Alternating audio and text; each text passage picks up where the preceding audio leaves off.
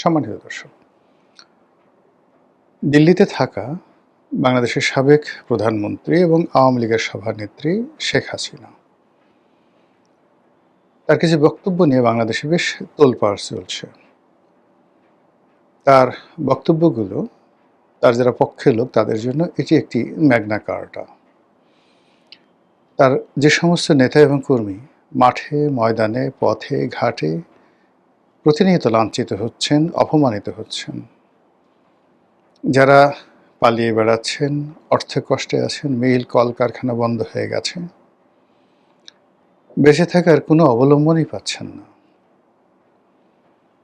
অনেকের পালিয়ে থাকতে থাকতে শির দাঁড়া মানে মেরুদণ্ড রীতিমতো বাঁকা হয়ে গেছে।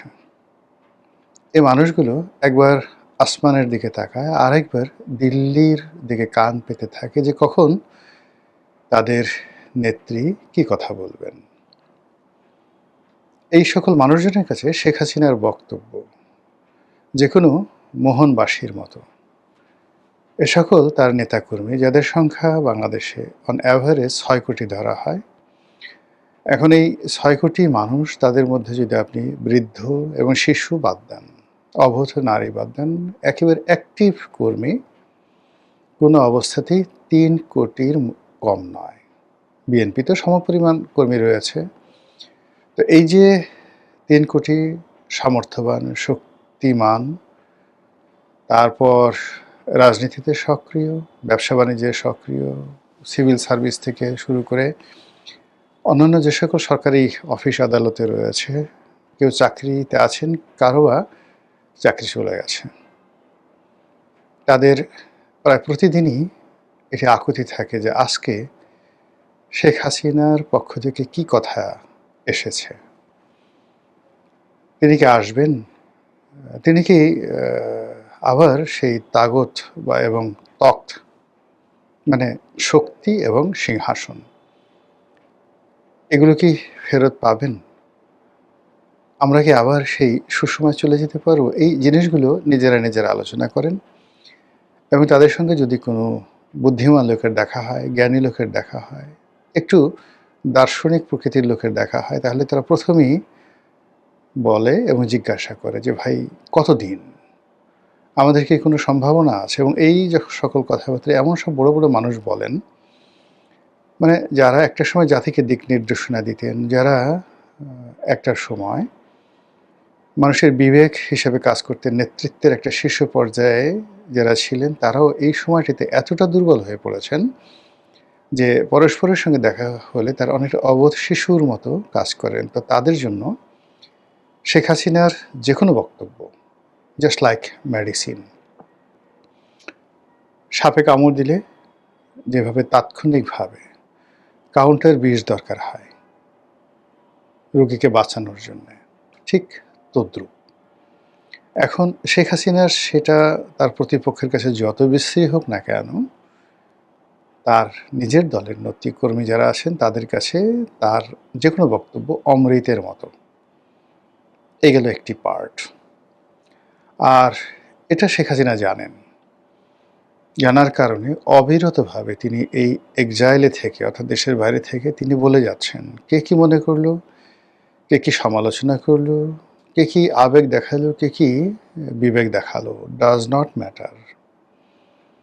তার অনেক দুঃখ, তার অনেক কষ্ট। তার কষ্টটা কেমন সেটা আমি জাস্ট একটু উদাহরণ দেই। ৭৫-এর ১৫ই আগস্ট তার বাবার লাশ বাড়ির মধ্যে পড়েছিল। পরিবারের সবাই নিহত। তিনি এবং তার বোন ছিলেন জার্মানিতে। তার লাশ, অর্থাৎ তার বাবার লাশ যখন ওখানে পড়েছিল, ঠিক সেই সময়টিতে দলে দলে আওয়ামী লীগের লোক বঙ্গভবনে ছুটে গিয়েছিল খন্দকার মোশতাকের কাছে আত্মসমর্পণ করার জন্য, তার ক্যাবিনেটে, মোশতাকের ক্যাবিনেটে মন্ত্রী হওয়ার জন্য, এবং অনেকে মোশতাকের কদমবুচি করে নিজের আনুগত্য প্রকাশ করতে চেয়েছিল। এ দৃশ্য শেখ হাসিনা কখনো ভুলেন না এবং যতদিন তিনি ১৭ বছর ক্ষমতায় ছিলেন, তার আগে বাংলাদেশে এসে ১৯৮১ থেকে একেবারে শেষ সময়টা পর্যন্ত তিনি প্রতিটি মুহূর্তে সেই কথাগুলো স্মরণ করেন। যারাই তার কাছে গিয়েছেন, একটু আন্তরিকতা হয়েছেন, একটু আওয়ামী লীগের ব্যাপারে আবেগ দেখানোর চেষ্টা করেছেন, সবাইকে তিনি ধমকের সুরে বললেন যে, তোমরা সেদিন কোথায় ছিলে যেদিন আমার বাবার লাশ পড়েছিল? আবার এখন তিনি বলেন একান্ত আপনজনের কাছে যে, আমার বাবা যে দৃশ্য দেখতে পাননি, সে দৃশ্যটা আমি দেখেছি। এই শহর থেকে, অর্থাৎ ঢাকা থেকে আমাকে চলে আসতে হয়েছে ১৭ বছর, যাদের জন্য আমি সকল দুর্নাম বদনাম মাথায় নিয়েছি। ১৭ বছর ধরে যত অভিযোগ আমার বিরুদ্ধে, সব তো এই দলের নেতাকর্মীর জন্য এবং দলের সাধারণ কর্মী সমর্থকের জন্য এবং অনেক ক্ষেত্রে জনগণের জন্য। তো আমার যে বিদায়, সেই বিদায় বেলায় তাদের ভূমিকা কী? আমার বিরুদ্ধে যেদিন মৃত্যুদণ্ডের রায় হলো, ফাঁসির রায় হলো, সেদিন এই বাংলাদেশে কোথাও ১০,০০০ লোক একত্র হয়েছে। আমার ৬ কোটি সমর্থক, ৩ কোটি শক্তি সামর্থ্যবান মানুষ, কিন্তু তারা একত্র হতে পেরেছে ১০,০০০ লোক। এরকম কোনো নজির আছে? কাজেই আমি কি করব তাদের জন্য? এটা তার একান্ত ভাবনা। মানুষ হিসেবে, আওয়ামী লীগের সভানেত্রী হিসেবে এটা তার মানবিক আবেদন, মানবিক অনুভূতি। কিন্তু নেতা হিসেবে, লিডার হিসেবে তিনি যখন চিন্তা করেন যে, আমার তো আসলে কারো মুখের পানে চেয়ে থাকার সময় নেই। আমি যদি কারো মুখের পানে চেয়ে থাকি তাহলে তো আর চলবে না। সবাই আমার পানে চেয়ে আছে। কাজেই তার সেই যে আবেগ, অনুভূতি, দুঃখ, কষ্ট, বেদনা এগুলোকে মাটি চাপা দিয়ে তিনি আবার রুখে দাঁড়ান এবং একটার পর একটা শব্দবোমা তিনি ছেড়ে দেন। সেই শব্দবোমায় কখনো ইউনূস, কখনো এনসিপি, কখনো জামাত, কখনো বিএনপি, আবার কখনো কখনো কোনো ব্যক্তি বা বিশেষ সে আক্রমণের শিকার হন এবং তছনছ হয়ে যায়। এবং সাম্প্রতিক সময় তিনি বাংলাদেশে ফিরে আসার ব্যাপারে যে সকল কথাবার্তা বলেছেন, সেই কথা রীতিমতো ভাইরাল হয়ে এখন সারা দুনিয়াকে তোলপাড় করে দিচ্ছে। তিনি ভারতের শীর্ষস্থানীয় সংবাদ মাধ্যম এনডিটিভি, এই প্রতিষ্ঠানে একটি লিখিত বক্তব্য দিয়েছেন এবং লিখিতভাবে তিনি জানিয়েছেন যে ২০২৬ সনের মধ্যে তিনি বাংলাদেশে আসবেন। তিনি জানেন যে তার বিরুদ্ধে রায় আছে আদালতের, তাকে জেলে যেতে হবে, তাকে ফাঁসিতে চড়তে হতে পারে বা হবে। এই বাস্তবতা মেনে তিনি লিখিতভাবে জানিয়েছেন ২০২৬ সনে তিনি বাংলাদেশে ফিরবেন।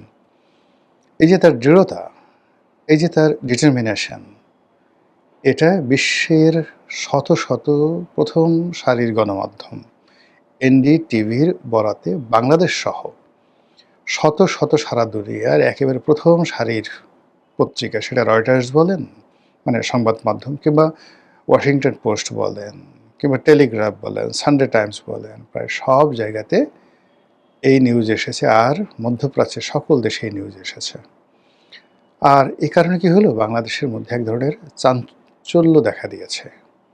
তার পক্ষের লোকের মধ্যে চাঞ্চল্য দেখা দিয়েছে, তার বিপক্ষের লোকের মধ্যে চাঞ্চল্য দেখা দিয়েছে। বিশেষ করে সরকার অতীতের আওয়ামী লীগের মতোই প্রতিক্রিয়া দেখাচ্ছে যে, এই যে এনডিটিভিতে শেখ হাসিনা যে লিখিত বক্তব্য দিল, এটা আমাদের দেশের গণমাধ্যমগুলোর প্রচার করার কি দরকার ছিল? কিন্তু আমাদের দেশের মূলধারার গণমাধ্যম প্রায় সবাই এই খবর প্রকাশ করেছে, আর এতে সরকার বেজায় খেপেছে। তাদের বক্তব্য হলো যে, যেখানে তিনি শেখ হাসিনা আদালতের সাজাপ্রাপ্ত, তো কোনো সাজাপ্রাপ্ত আসামির বক্তব্য পত্রপত্রিকায় প্রকাশ করা যাবে না, এইরকম একটি আইন শেখ হাসিনার জামানাতে হয়েছিল। এরকম একটা, যাকে বলা হয় রেওয়াজ, শেখ হাসিনার জামানাতে চালু হয়েছিল। এবং ওই সময়টিতে তারেক রহমান সাহেবের কোনো কথা, বেগম খালেদা জিয়ার কোনো কথা পত্রপত্রিকায় ছাপানো যেত না, এই নিষেধাজ্ঞার কারণে। সরকার এই মুহূর্তে দেশের গণমাধ্যমকে খুব কড়া ভাষায় জানিয়ে দিচ্ছেন যে, সাজাপ্রাপ্ত আসামি শেখ হাসিনার কোনো বক্তব্য প্রচার করা যাবে না। কিন্তু সমস্যা হয়ে গেল এই যে ২০১৩, ২০১৪ কিংবা ২০২১-২২ ওই সময়টাতে বাংলাদেশের যে পরিস্থিতি এবং প্রেক্ষাপট ছিল, ওই সময়টাতে আওয়ামী লীগের যে তৎপরতা ছিল, তার চেয়ে এখন বাস্তবতা হলো আওয়ামী লীগের হাতে যে অ্যামুনেশন আছে, মানি, কৌশল, বুদ্ধি, প্রজ্ঞা, এবং সামাজিক মাধ্যমে তাদের এই মুহূর্তে যে রাজত্ব এবং দেশের রাজনীতির অঙ্গনের সবচেয়ে মেধাবী মানুষগুলো, সাংবাদিক, সাহিত্যিক, বুদ্ধিজীবী, কবি, অভিনেতা, অভিনেত্রী, কূটনীতিবিদ, প্রায় সবাই একেবারে, আপনি যদি ধরেন ১০০ জন শীর্ষ, যে কোনো ট্রেডের ১০০ জন শীর্ষ বলতে গেলে সবাই আওয়ামী লীগ করেন বা আওয়ামী লীগ মাইন্ডেড। আর ওই পর্যায়ের একজন সিঙ্গেল মানুষ বিএনপিতেও নেই, জামাতে নেই। মানে মঞ্চে উঠে একটা বক্তব্য দিবেন, বাংলা বিহার উড়িষ্যার নবাব, একটা কবিতা পড়বেন, একটা ভালো গান রচনা করবেন, একটা গান লিখবেন, মানে এইরকম কোনো লোক রাজনৈতিক অঙ্গনে আওয়ামী লীগের ধারের কাছে নেই। ফলে এই মানুষগুলো অনেকে নিজেরা করছে, অনেকের নিজেরা লিখে দিয়ে দেশের বাইরে যারা পড়তে পারে, বলতে পারে, তাদেরকে ড্রাফট করে দিচ্ছে। ফলে কী হলো, সামাজিক একটা আন্দোলন গড়ে উঠছে, একটি সাংস্কৃতিক আন্দোলন গড়ে উঠছে রেজিমের বিরুদ্ধে, ইনুস জমানাতে ইনুসের বিরুদ্ধে, বর্তমান জমানাতে তারেক রহমান সাহেবের বিরুদ্ধে। আর আরেকটি ন্যারেটিভ তৈরি হচ্ছে শেখ হাসিনার আগমন, শেখ হাসিনার শ্রেষ্ঠত্ব, আওয়ামী লীগের শ্রেষ্ঠত্ব, মুক্তিযুদ্ধ এর পক্ষে। আর বর্তমান জমানা, ইনুস জমানাতে কি কি সর্বনাশ হয়েছে, আহা বাংলাদেশ, মানে আহা বাংলাদেশ, এই আহা যে টানটা দিয়েছে, আহা বাংলাদেশ। এখন অমির রহমান পিয়ালকে আপনি যত রকম দুর্নাম করেন, বদনাম করেন, যা কিছু করেন না কেন, কিন্তু ওই যে লিখে দিয়েছে আহা বাংলাদেশ, বা শব্দ দিয়েছে, সুর দিয়েছে, কণ্ঠ দিয়েছে, ওটা তো আপনি ১০০০ বন্দুক দিয়ে, ১০০০ কামান দিয়ে, বাংলাদেশে যে সকল ক্ষেপণাস্ত্র রয়েছে সেই ক্ষেপণাস্ত্র দিয়েও আপনি একটা আহা, আহা বাংলাদেশ, এই আহা বাংলাদেশের কাউন্টার একটা ন্যারেটিভ তৈরি করা যাচ্ছে না। আর এরকম পরিস্থিতি যখন হয় তখন মানুষ মুখ চেপে ধরে। মানুষ যখন ধর্ষণ করতে যায়, চিৎকার করে ধর্ষিতা, মানুষ মুখ চেপে ধরে। বলাৎকার করতে চায় শিশু, চিৎকার করে, মানুষ মুখ চেপে ধরে। এই যে আদিম মুখ চেপে ধরার যে প্রবৃত্তি, এটি হলো মানুষ জোর করতে চায়, জোর করে ভোগ করতে চায়।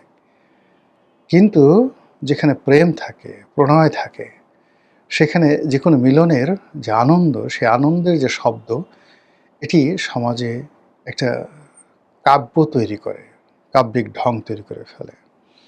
এখন সরকার যে অবস্থা হয়ে গেছে সেটি হলো, সে আর শেখ হাসিনার কোনো শব্দকে মোকাবেলা করতে পারছে না।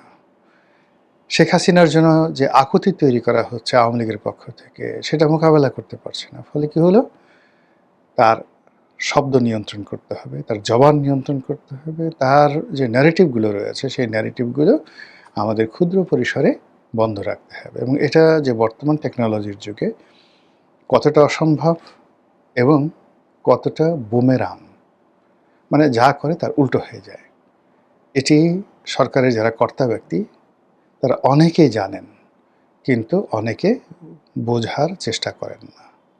ছেলে মরে গেছে, কবর দেয়া হয়েছে, কিন্তু পিতামাতার মন মানে না। তদ্রূপ সরকারের অনেকগুলো বিষয় রয়েছে, সরকারের কর্তা ব্যক্তিরা খুব ভালো করে জানেন, কিন্তু মন মানে না। মনে হয় যেন এই কাজটা করলে বোধহয় একটু থামানো যাবে, এই কাজটা করলে বোধহয় থামানো যাবে। তো এইভাবে চলছে। আর এর মধ্যে শেখ হাসিনা তার যে ভয়ঙ্কর কথাগুলো, বক্তব্যগুলো বাংলাদেশের আনাচে কানাচে, টেকনাফ থেকে তেঁতুলিয়া পর্যন্ত পৌঁছে দিচ্ছে। দেখা যাক কোন পক্ষের হার হয় আর কোন পক্ষের জিত হয়।